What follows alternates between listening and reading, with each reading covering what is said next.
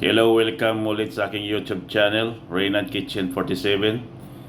Ngayon, samahan niyo naman po akong muli at magluluto po ako ng chicken with pichay. Ito, nagsasangkot sana po ako ng sibuyas, bawang at kamatis dito sa aking mahiwagang kawali. At ngayon, ilalagay ko na po yung pichay. Ay, ito. Ilang. Ayan na po ang pichay. At igigisa ko po siya doon sa mga nauna kong ginisang sibuyas, kamatis at bawang. At maya't maya isusunod ko na po yung chicken. Yung chicken hindi nyo po na siya nakikita kasi yung chicken luto na po. Yung kalahating natirang roasted chicken yon. Tapos ito ang isasahog ko dito. Hinihiwa-hiwa ko siya ng cubes. Okay. Ayan na po ang aking mahiwagang chicken. Ayan na po. At talagang masarap po ito. Dahil yung chicken may lasa na po yan. Timplado na po siya. Hindi na siya masyadong titimplahan. Dahil malasa na po yung manok na sinasahog ko.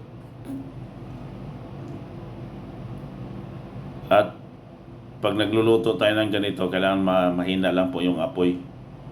Ito, nilalagyan ko po siya ng kalahating tasang tubig para magkaroon siya ng konting sauce para hindi siya magiging dry.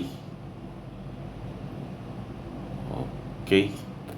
Ito ay saktong-sakto sa ulam para sa tanghalian. Ito at masarap siya, mabango.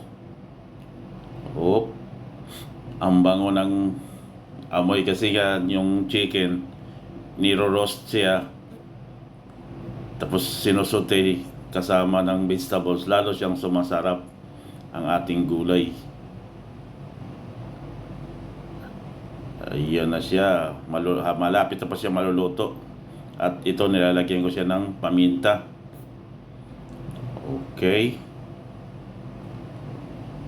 At konting asin. Okay. Larga. At halo-haloin po natin ng konti.